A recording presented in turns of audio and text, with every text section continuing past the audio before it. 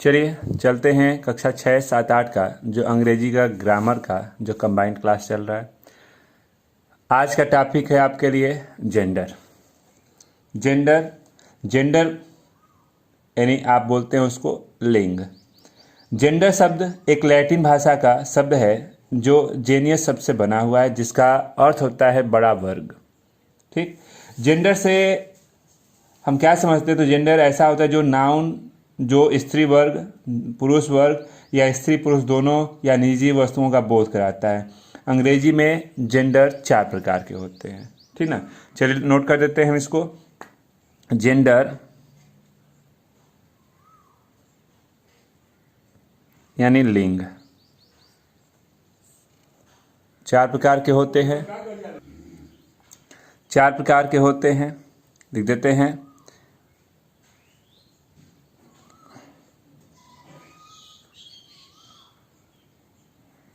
चार प्रकार के होते हैं। पहला, हम डायरेक्ट आपका हेडिंग ही दे दे रहे हैं। पहला होता है मैस्कुलिन जेंडर,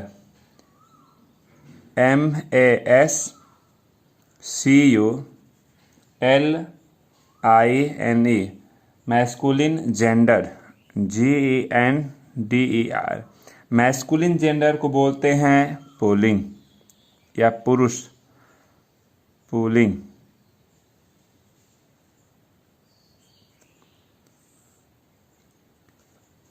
हेडिंग से ही आपको लग रहा है कि मैस्कुलिन जेंडर का डेफिनेशन क्या हो सकता है। तो आप कह सकते हैं पुरुषवाचक शब्द, इसको क्या बोल सकते हैं? तो बोल सकते हैं कि पुरुषवाचक शब्द मैस्कुलिन जेंडर कहलाते हैं। पुरुषवाचक शब्द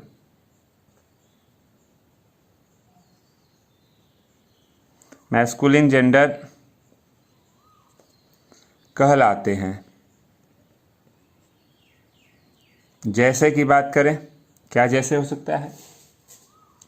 जैसे में हम बोल सकते हैं बॉय,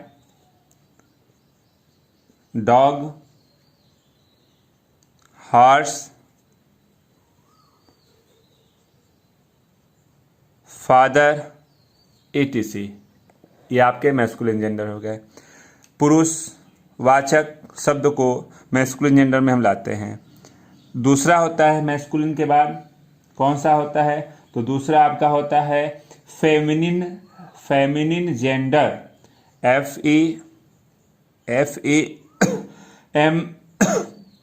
FEMININEGENDER, यानी इसको इंग्लिश में, हिंदी में क्या बोलते हैं? तो स्त्रीलिंग। स्त्रीलिंग ये हो गया फेमिनिन जेंडर में। इसका क्या डेफिनेशन हो सकता है? तो इसका ठीक अपोजिट आप बोल सकते हैं। क्या? जिन शब्दों से नारी जाति का बोध होता है, लिख सकते हैं कि जिन शब्दों से नारी जाति का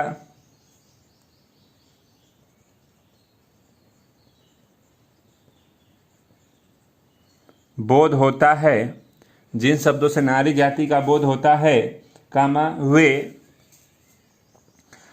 वे फेमिनिन जेंडर कहलाते हैं। FEMININEGENDER जेंडर कहलाते हैं। जैसे की बात करें कि क्या जैसे इसका क्या हो सकता है? तो चलिए स्त्रीलिंग वाला बता दीजिए। तो जैसे मान लिया हमने गर्ल, फिर वोमेन, फिर मदर, etc। बहुत सारे हो सकते हैं। ठीक ना, तो ये आपके 2 जेंडर हो गए, मैस्कुलिन जेंडर और फेमिनिन जेंडर। फिर अगला तीसरा क्या है? तो चलिए तीसरे पे चलते हैं।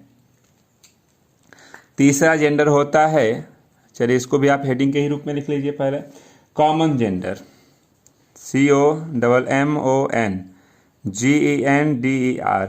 कॉमन जेंडर को आप हिंदी में बोलते हैं उभयलिंग। कॉमन जेंडर क्या होता है? तो कॉमन जेंडर का डेफिनेशन आप बना सकते हैं। क्या? जो स्त्री और पुरुष दोनों का बोध कराता है। कुछ इंग्लिश में हम लिख सकते हैं कि इंग्लिश में कुछ ऐसे शब्द होते हैं जो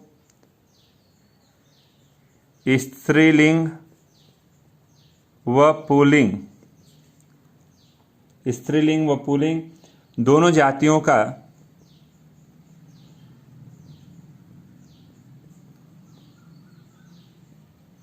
बोध कराते हैं,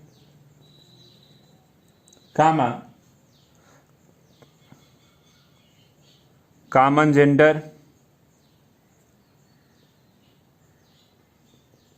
कहलाते हैं।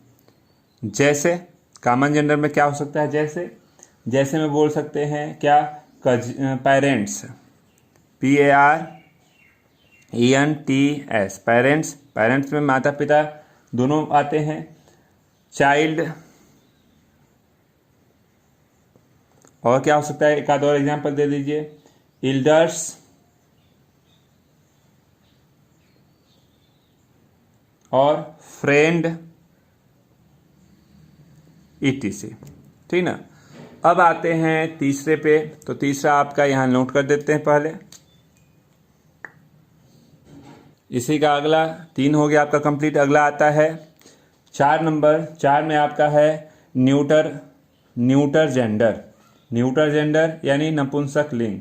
नपुंसक लिंग का मतलब जो वस्तुएं निर्जीव होती हैं, लिख सकते हैं कि जो वस्तुएं निर्जीव होती हैं, वे NEUTER न्यूटर जेंडर कहलाते हैं। ठीक ना। जैसे कि बात करें कि कौन कौन से हो सकते हैं इसमें नपुंसक वाले में, तो कह सकते हैं बुक, पेन, पेंसिल और ग्लास, ETC। ठीक ना। तो फिर से चलिए एक बार रिपीट कर दे रहे हैं। सबसे पहले तो आप कहते हैं कि हम जेंडर किसे कहते हैं। जेंडर जो नाउन जो स्त्री जाति, पुरुष जाति या पुरुष स्त्री दोनों का बोध कराते हैं, वे जेंडर कहलाते हैं। जेंडर शब्द ग्रीक लैटिन भाषा का शब्द था जो जेनियस शब्द से बना है, जिसका अर्थ होता था बड़ा वर्ग। और जेंडर, अंग्रेजी में जेंडर 4 प्रकार के होते हैं। पहला था आपने लिखा मैस्कुलिन जेंडर, दूसरा फेमिनिन जेंडर, तीसरा कॉमन जेंडर और चौथा न्यूटर जेंडर। तो मैस्कुलिन जेंडर पे आते हैं यानी पुल्लिंग, पुरुषवाचक शब्द मैस्कुलिन जेंडर कहलाते हैं, जैसे बॉय, डॉग, हॉर्स, फादर इत्यादि। फेमिनिन जेंडर स्त्रीलिंग और जिन शब्दों से नारी जाति का बोध होता है वे फेमिनिन जेंडर कहलाते हैं, जैसे गर्ल, वोमेन, मदर, ETC। फिर तीसरा है कॉमन जेंडर मतलब उभयलिंग। कुछ ऐसे शब्द होते हैं जो स्त्रीलिंग व पुल्लिंग दोनों जातियों का बोध कराते हैं, कॉमन जेंडर कहलाते हैं। जैसे पेरेंट्स हो गए, parents, child, elders, friends, ETC। तो 4 नंबर आपका है क्या, तो 4 नंबर है न्यूटर जेंडर यानी नपुंसक लिंग। वे वस्तुएं निर्जीव होती हैं, जो वस्तुएं निर्जीव होती हैं वे न्यूटर जेंडर में कहलाते हैं, जैसे बुक, पेन, पेंसिल, गर्ल इत्यादि हो जाएगा। तो आज आपका टॉपिक था जेंडर। तो आपका जेंडर भी आज कंप्लीट हो गया है। कल नए टॉपिक के साथ फिर भेंट होती है। और यह आपका कंबाइंड क्लास कक्षा 6, 7, 8 का चल रहा है। जिन बच्चों का बेस कमज़ोर हो वो थोड़ा कोशिश करें। कोशिश किया जा रहा है आपकी जो छुट्टी कोरोना की वजह से चल रही है वो जो छुट्टी है वो आपका बेकार ना जाए। आप उसमें कुछ थोड़ा ही सही लेकिन कुछ थोड़ा पढ़ाई करते रहें। तो ठीक है, आज के लिए बस इतना ही रहने दिया जाए।